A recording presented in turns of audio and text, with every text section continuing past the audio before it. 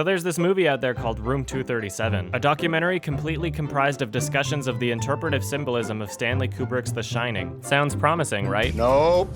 The film interviews several different people, and they each kind of give their own spin on what they think the film means. Now, there are plenty of thought-provoking and interesting points to be made about the film, but that only makes up about 20 minutes of this documentary. The rest of it is just bullshit. And the documentary treats all of these points as on an equal playing field, so the few valid points that are being made are washed out by lunatics. You'd have to be able to be a complete fanatic like I am in order to find all this, but you know, I'll give you my favorite. I'm only going to give you one, but I'll give you my favorite. When Jack meets Stuart Ullman in the office at the very beginning of the movie, and he reaches over to shake Jack Nicholson's hand. And so step through that scene frame by frame, and the moment, the frame that he and Jack Nicholson touch hands, and right after the line that Barry Nelson says, which is "nice to see you," you can see that there's a paper tray on the desk, and as soon as they touch hands, the paper tray turns into a very large straight-on hard-on coming out of Barry Nelson. Did you hear how he said he was only gonna tell you one? Yeah, this guy's got another one for you. And you have to know what Stanley Kubrick looked like during the making of The Shining to know this one. But if you go to the opening credits and you pan the frame, you go through the frames right after it says directed by Stanley Kubrick. As soon as his name passes off the frame, stop, and you will see that the clouds have Stanley Kubrick airbrushed into them, his face, with the beard and the wild hair and the whole thing. I know this one's a little harder to find, and I will have to Photoshop this one to show people it, but there is definitely a photograph of Stanley Kubrick in one frame, airbrushed in to the clouds. Really? You're just gonna allow this crazy man to make claims and stick it in your shitty little movie without doing any fucking checking yourself? Are we supposed to see it in the footage that you're showing while he's saying it? It seems like you couldn't find it yourself while you were editing this. So why the fuck is it in the movie? You don't think it would be smart to get him to send you like an outline of where it should be in the clouds, or send you like a picture of the frame or something? You'd think that I'd be able to find a fucking example of it on Google image search. Oh, here, it's the only picture featuring such a thing on the entire internet. Except what a surprise, it's obviously fabricated. The documentary itself goes frame by frame, and it shows the exact same frame that this Photoshop picture was taken from. I wonder why it's not showing up in the actual film footage. Some people in this documentary have intelligent things to say, but you're drowning them out with crazy people. When someone says something in your documentary that you can't even back up yourself, then you should cut them from the movie. We're supposed to be focused on the two girls there.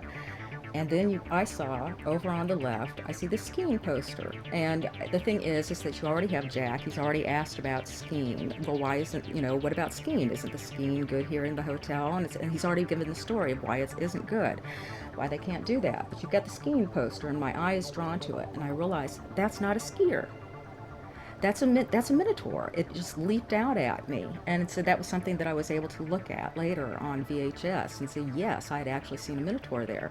Where the upper body, you've got this really, overblown physique, very physical physique. And then you've got the suggestion. You have a suggestion of a skiing pole there, but it's not really there. It's just a suggestion of one. And the lower body is positioned the way the legs are. It's like a Minotaur, the build is, and you've actually got a tail there, and so it is a Minotaur.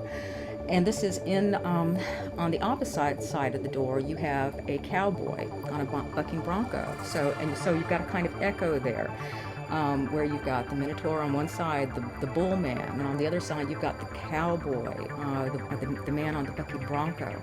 You have Wendy and Danny outside playing. And Jack is inside the Colorado Lounge, and he's looking out at them. His head is tilted down, and his eyes are elevated. They're pointing up, and his eyebrows are drawn up.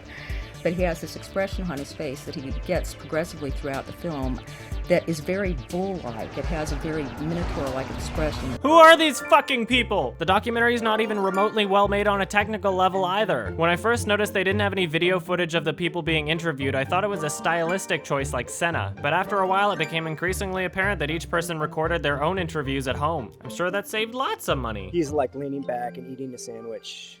Two women and just as you see in the corner of the screen, you just see it for a second. You see the woman is wearing like a number 13 jersey. Can you hear that, my boy yelling? Hold on one second. I'm gonna see if I can see if I can calm him down. Oh, that's so cute and quirky. I'm sure everyone watching this documentary is really interested in the personal life of some fucking Randy. Oh, could you talk a little slower, please? And you trap him both physically, but also like that will be the last straw for the management of the hotel. And it's in the storeroom that he finally is like, okay, now I'm gonna do it. And you know, the opening of that door is the famous like only thing that supernatural happens in the movie that can't be explained any other way. Yeah. But except it can be explained another way, and that Danny lets him. Like, yeah. Do you know how easy it would be to edit all that shit out considering it's only audio? Here's the actual useful information that I was left with. The constant theme that Stanley Kubrick wanted to portray in this film was that of denial and acceptance of great horrors throughout society. The arguments made that have actual weight and substance are those pointing towards symbolism of the Holocaust and the genocide of the American Indian. Iconic symbols of the Holocaust would be those of eagles being shown throughout the film, and a German typewriter that even changes color throughout the course of the movie. And as for Native Americans, they even say in the movie that the hotel's built on an Indian burial ground. And we can see native-themed images hidden throughout the movie as well. Although those concepts are somewhat vague, they're definitely interesting and add to the experience of the film overall. It's cool to think of a horror movie as realizing and coming to terms with the great atrocities committed by mankind. And it provides a really interesting statement on how we're able to cope with those things in present time. It would be cool if most of the documentary was like this, but it's filled with idiots. And there's a key in the lock, and on the key is the words room and then the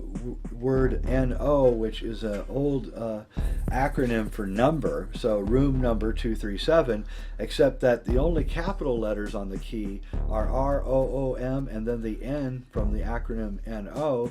And if there's only two words that you can come up with that have those letters in them, and that's moon and room. Only two words? You know what else I can spell? Moron. Hey, if you play the movie backwards and forwards at the same time, some of the things match up at certain times, but only sometimes. There's a really cool part where, like, you know, the helicopters are following his car, and his name scrolls up in the credits and like meets the car right in the same position where the grid of photographs, right in that photograph that he's trapped in. So his car, his name, and his photograph all line up for 1 second. Pretty cool.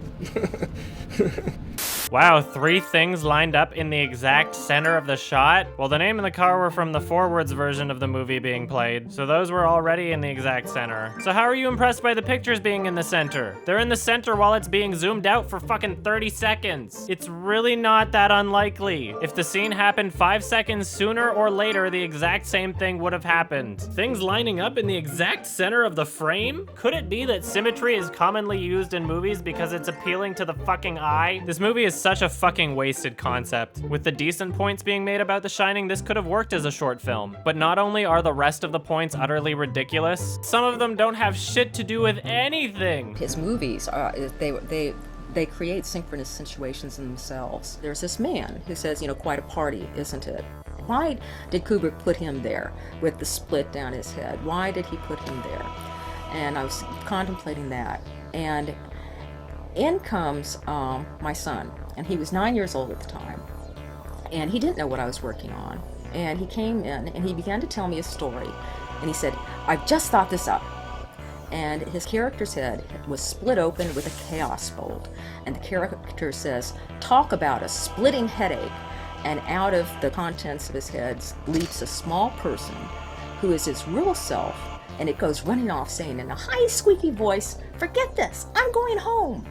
And yeah, I thought that was really stunning synchronicity. I mean, because you've got all the elements there. You've got the axe, you've got the whole idea of the lightning bolt, the chaos bolt striking the person's head, the splitting headache. You've got Tony's squeaky voice. Yeah, I thought that was quite a synchronicity. Why is some irrelevant story your stupid kid made up getting any screen time in this documentary? This movie gets a 42 out of 237. Fucking, he's making a dat ass face. Dat ass. Okay.